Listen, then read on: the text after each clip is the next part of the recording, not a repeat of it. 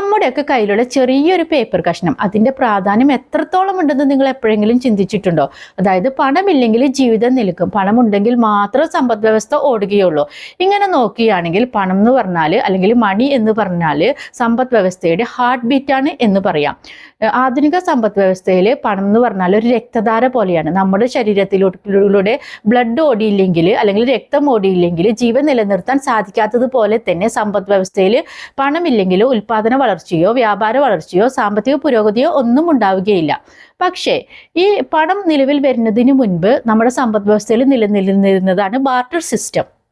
Barter system എന്ന് പറയുമ്പോൾ സാധനങ്ങൾക്ക് പകരം സാധനങ്ങൾ കൈമാറ്റം ചെയ്യപ്പെടുന്ന എന്നൊരു രീതിയാണ് നമ്മൾക്ക് മുന്നേ നിലനിന്നിരുന്നത്.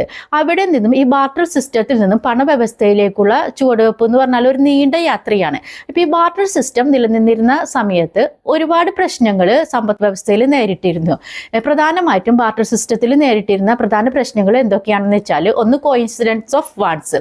കോഇൻസിഡൻസ് ഓഫ് വാണ്ട്സ് എന്ന് പറയുമ്പോൾ വിനിമയം നടത്തുന്ന രണ്ട് വ്യക്തികൾ അവരുടെ രണ്ടുപേരുടെയും ആവശ്യങ്ങൾ തമ്മിൽ പൊരുത്തപ്പെടണം. എങ്കിൽ മാത്രമാണ് വിനിമയം നമുക്ക് നടത്താൻ സാധിക്കുകയുള്ളൂ. രണ്ടുപേരുടെയും ആവശ്യങ്ങൾ എന്ന് പറയുമ്പോൾ ഇപ്പൊ ഒരാൾ സാധനങ്ങൾക്ക് പകരം സാധനങ്ങൾ കൈമാറ്റം ചെയ്യപ്പെടുകയാണല്ലോ. അപ്പൊ ആദ്യത്തെ ഒരാൾക്ക് അരി കൊടുത്തിട്ട്, അയാൾ ഒരു കർഷകരാണ്, അയാൾക്ക് അരി കൊടുത്തിട്ട് അയാൾക്ക് വസ്ത്രമാണ് വേണ്ടത് എന്ന് വിചാരിക്കുക. അങ്ങനെയാണെന്ന് വെച്ചാൽ അയാൾ ഈ അരി കൊടുത്തിട്ട് വസ്ത്രം വാങ്ങാൻ വേണ്ടിയിട്ട് ഒരു നെയ്ത്തുകാരനെ സമീപിക്കും. പക്ഷെ ഈ നെയ്ത്തുകാരന് ആ സമയത്ത് അരി ആവശ്യമില്ലെങ്കിൽ അയാൾ അരി വാങ്ങുകയില്ല, പകരം വസ്ത്രം കൊടുക്കുകയില്ല. അപ്പൊ അങ്ങനെ രണ്ടുപേരുടെ ആവശ്യങ്ങൾ പൊരുത്തപ്പെട്ടാൽ മാത്രമാണ് ഈ സമയത്ത് വിനിമയം നടന്നിരുന്നുള്ളൂ. രണ്ടാമത്തതാണ് lack of common measure of value. അതായത് ഒരു വസ്തുവിൻ്റെ മൂല്യം മറ്റൊരു വസ്തു കൊണ്ട് അളക്കണം. എന്നാൽ മാത്രമല്ല നമുക്ക് വിനിമയം സാധ്യമാകുകയുള്ളൂ. അതായത് ഒരു വസ്തുവിൻ്റെ മൂല്യം എന്ന് പറയുമ്പോൾ ഇപ്പം ഇയാൾക്ക് ഇപ്പം നേരത്തെ പറഞ്ഞ എക്സാമ്പിളിൽ ആൾക്ക് അരി കൊടുത്തിട്ട് വസ്ത്രമാണ് വാങ്ങേണ്ടതെന്ന് വിചാരിക്കുക. അയാൾ 5 കിലോ അരി കൊടുത്തിട്ടാണ് ഒരു വസ്ത്രം വാങ്ങാൻ ഉദ്ദേശിക്കുന്നതെന്ന് വിചാരിക്കുക. പക്ഷെ നെയ്ത്തുകാരൻ പറയാണ് ഞാൻ വിൽക്കുന്ന ഈ വസ്ത്രത്തിന് 10 കിലോ അരിയുടെ മൂല്യം ഉണ്ടെന്ന് പറഞ്ഞാൽ ചിലപ്പോൾ കർഷകന് അത് സമ്മതിച്ചു കൊടുക്കാൻ പറ്റിയെന്ന് വരില്ല. അങ്ങനെയാണെങ്കിൽ വിനിമയം അവിടെ അസാധ്യമാവും. മൂന്നാമത്തതാണ് ലാക്ക് ഓഫ് സ്റ്റോറിംഗ് വെൽത്ത്. അതായത് സമ്പത്ത് എപ്പോഴും സാധനങ്ങളായിട്ട് സൂക്ഷിക്കേണ്ടി വരും. ഇത് വളരെ ബുദ്ധിമുട്ടുള്ള കാര്യമാണ്. ഇപ്പൊ ചില സാധനങ്ങൾ വലിപ്പമേറിയ സാധനങ്ങൾ ഉണ്ടായിരിക്കും, ചില സാധനങ്ങൾ ദീർഘകാലം സൂക്ഷിച്ചു വെക്കാൻ പറ്റാത്ത സാധനങ്ങൾ ഉണ്ടായിരിക്കും, പിന്നെ ചില സാധനങ്ങളാണെങ്കിൽ ഒരു സ്ഥലത്തു നിന്ന് മറ്റൊരു സ്ഥലത്തേക്ക് കൊണ്ടുപോകാനുള്ള ബുദ്ധിമുട്ടുണ്ടായിരിക്കും. ഇങ്ങനെയുള്ള കാര്യങ്ങളൊക്കെ വരുമ്പോൾ അവരുടെ സമ്പത്ത് സാധനങ്ങളായിട്ട് സൂക്ഷിച്ചു വെക്കാനുള്ള ഒരു ബുദ്ധിമുട്ട് അനുഭവപ്പെടും. അടുത്തതാണ് ഇൻഡിവിസിബിലിറ്റി ഓഫ് ഗുഡ്സ്. ഇൻഡിവിസിബിലിറ്റി ഓഫ് ഗുഡ്സ് എന്ന് പറയുമ്പോൾ ചില വസ്തുക്കളെ നമുക്ക് ചെറുതായിട്ട് ഭാഗിക്കാനുള്ള ബുദ്ധിമുട്ടുണ്ടായിരിക്കും. ഇപ്പോൾ ഒരാൾ അരിക്ക് പകരം പശുവിനെയാണ് വിനിമയം കൈമാറ്റം ചെയ്യുന്നത് എന്ന് വിചാരിക്കാം. അയാൾക്ക് ആവശ്യം 5 കിലോ അരി ഉണ്ടാവുള്ളൂ. പകരത്തിന് കൊടുക്കാനുള്ള ആൾക്ക് പകരം കൊടുക്കാനുള്ളത് പശുവാണെന്ന് വിചാരിക്കുക.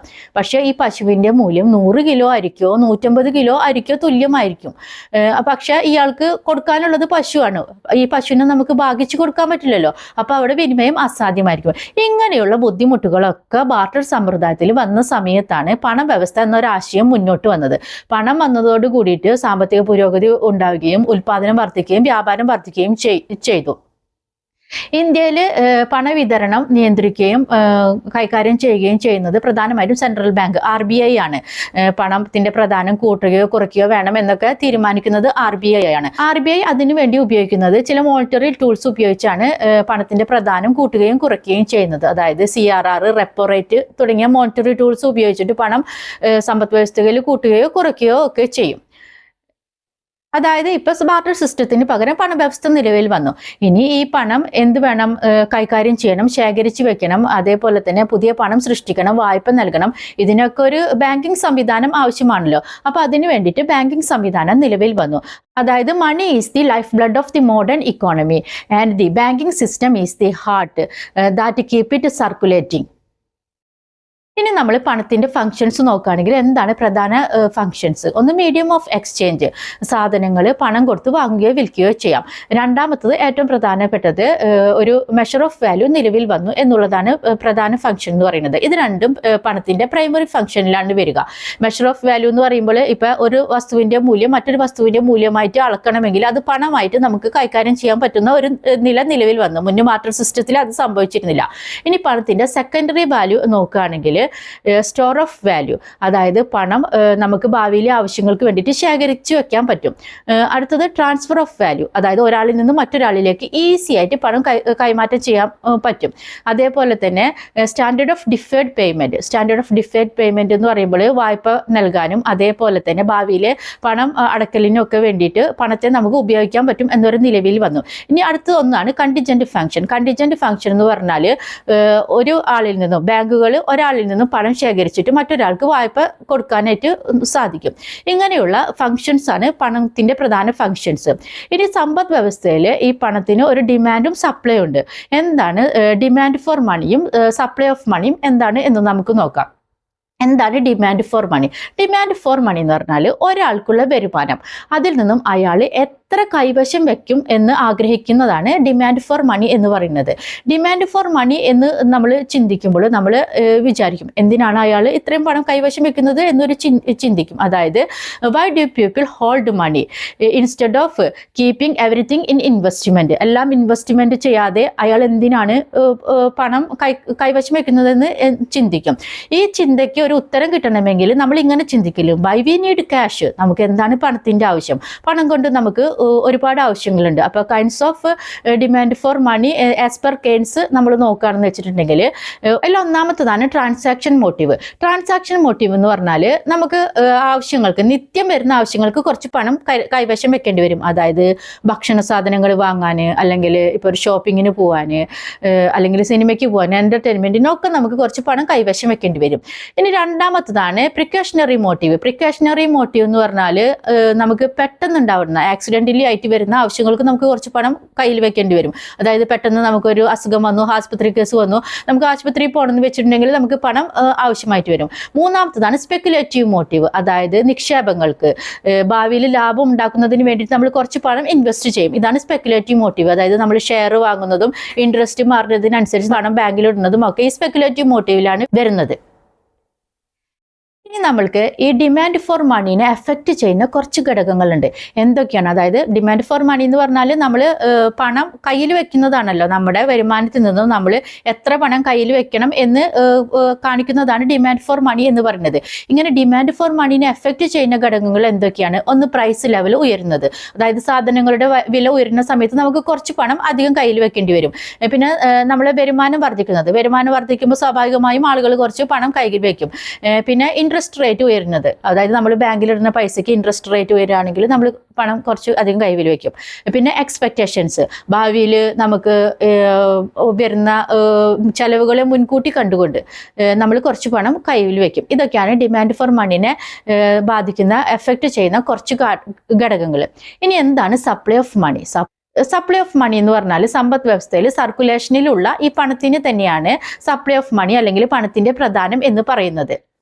ഈ സപ്ലൈ ഓഫ് മണി എന്ന് പറഞ്ഞാൽ പണവിതരണം നിയന്ത്രിക്കുന്നത് ആരാണ്? RBI ആണ്. അതായത് സെൻട്രൽ ബാങ്ക് ആണ് നമ്മുടെ ഇന്ത്യയിൽ പണവിതരണം കൈകാര്യം ചെയ്യുന്നതും അതായത് നിയന്ത്രിക്കുന്നതും RBI ആണ്. പണം കൂട്ടണോ കുറയ്ക്കണോ എന്നൊക്കെ തീരുമാനിക്കുന്നത് RBI ആണ്. അതായത് മോണിറ്ററി പോളിസി ടൂൾസായ CRR, റെപ്പോ റേറ്റ് എന്നിവ ഉപയോഗിച്ചിട്ടാണ് RBI ഇത് ചെയ്യുന്നത്. ഇനി നമ്മൾ പ്രധാനമായിട്ടും ഈ സപ്ലൈ ഓഫ് മണിയുടെ കോമ്പോണൻസ് ഉണ്ട്. കോമ്പോണൻസ് എന്ന് പറയുമ്പോൾ ഈ RBI പ്രകാരം 4 പ്രധാനപ്പെട്ട അളവുകളിലൂടെയാണ് ഇന്ത്യയിൽ പണത്തിൻ്റെ അളവുകളെ അളക്കുന്നത്. അത് M1, M2, M3, M4 എന്ന് പറയുന്ന 4 പ്രധാന അളവുകളിലൂടെയാണ് അളക്കുന്നത്. ഈ M1 എന്ന് പറയുന്നത്, M1ൽ എന്തൊക്കെയാണ് ഉൾക്കൊള്ളുന്നത്? M1 എന്ന് പറഞ്ഞാൽ currency with public, demand deposit with bank and other deposit with RBI. ഇതാണ് നാരോ മണി എന്ന് പറയുന്നത്. ഇനി M2 എന്ന് പറഞ്ഞാൽ M1ന്റെ കൂടെ savings deposit with post office ആണ്. ഇനി M3 എന്ന് പറഞ്ഞാൽ M1 പ്ലസ് ടൈം ഡെപ്പോസിറ്റ് വിത്ത് ബാങ്ക്. ഇതാണ് ബ്രോഡ് മണി എന്ന് പറയുന്നത്. ഇതാണ് മോസ്റ്റ് ഇമ്പോർട്ടൻ്റ് ആയിട്ടുള്ളത്. അതായത് ഇതിലാണ് ഫിക്സഡ് ഡെപ്പോസിറ്റ് ഒക്കെ വരുന്നത്. നാലാമത്തതാണ് M4. M4 എന്ന് പറഞ്ഞാൽ M3യുടെ കൂടെ M3 plus total deposit with post office. ഇങ്ങനെയാണ് പണം അളക്കുന്നതിനുള്ള 4 മാർഗങ്ങൾ: M1, M2, M3, M4. ഈ ഡിമാൻഡ് ഫോർ മണിയും സപ്ലൈ ഓഫ് മണിയും സമ്പദ് വ്യവസ്ഥയിൽ ഈക്വലായിട്ട്, അതായത് demand for money is equal to supply of money എന്ന് പറയുന്ന ഒരു ഘട്ടത്തിലാണ് സമ്പദ് വ്യവസ്ഥയിൽ മണി മാർക്കറ്റ് ഇക്വിലിബ്രിയം നേടുന്നത്. ഈ മണി മാർക്കറ്റ് ഇക്വിലിബ്രിയത്തിലായിരിക്കും ഇൻട്രസ്റ്റ് റേറ്റ് സ്ഥിരമായിരിക്കും, ഇൻട്രസ്റ്റ് റേറ്റ് ഫിക്സഡ് ആയിരിക്കും. ഇനി നമ്മൾ ഈ ഡിമാൻഡ് ഫോർ മണിയും സപ്ലൈ ഓഫ് മണിയും ഒന്ന് റിവൈസ് ചെയ്ത് കഴിഞ്ഞാൽ നമുക്ക് എന്ത് മനസ്സിലാക്കാൻ പറ്റും?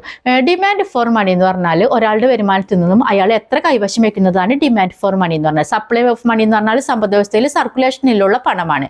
സപ്ലൈ ഓഫ് മണി കൺട്രോൾ ചെയ്യുന്നത് RBI ആണ്. പിന്നെ സപ്ലൈ ഓഫ് മണി പ്രകാരം നമ്മൾ മണി അളക്കുന്നതിന് 4 മാർഗങ്ങളുണ്ട്. ഒന്ന് M1, M2, M3, M4 എന്നിവയാണ്. ഇനി demand for money as per കെയ്ൻസിൽ ഡിമാൻഡ് ഫോർ മണിയുടെ കൈൻഡ്സ് ഓഫ് മണി എന്ന് പറയുന്നത് എന്തൊക്കെയാണ്? 1 precautionary motive, 2 transaction motive, 3 speculative motive. പിന്നെ ഇക്വിലിബ്രിയം നേടുന്നത് എവിടെയാണ്? ഡിമാൻഡ് ഫോർ മണിയും സപ്ലൈ ഓഫ് മണിയും ഈക്വൽ ആയിരിക്കുന്ന സമയത്താണ് ഇക്വിലിബ്രിയം നേടുന്നത്. ഇപ്പം ഇതിൽ നിന്ന് നിങ്ങൾക്ക് എന്താണ് ഇപ്പം മണിയുടെ ഒരു ഡെഫിനിഷൻ ആയിട്ട് നമ്മൾ മനസ്സിലാക്കിയത്? Money is anything that is generally accepted as a medium of exchange and act as a measure of value, store of value and standard of deferred payment. ഇതാണ് മണിയുടെ ഡെഫിനിഷൻ ആയിട്ട് വരുന്നത്. ഇത് വളരെ പ്രധാനപ്പെട്ടതാണ്. ഇനി നമുക്ക് അടുത്ത ക്ലാസ്സിൽ ഇതിൻ്റെ ബാക്കിയുള്ള ഭാഗങ്ങളൊക്കെ നമുക്ക് പഠിക്കാം.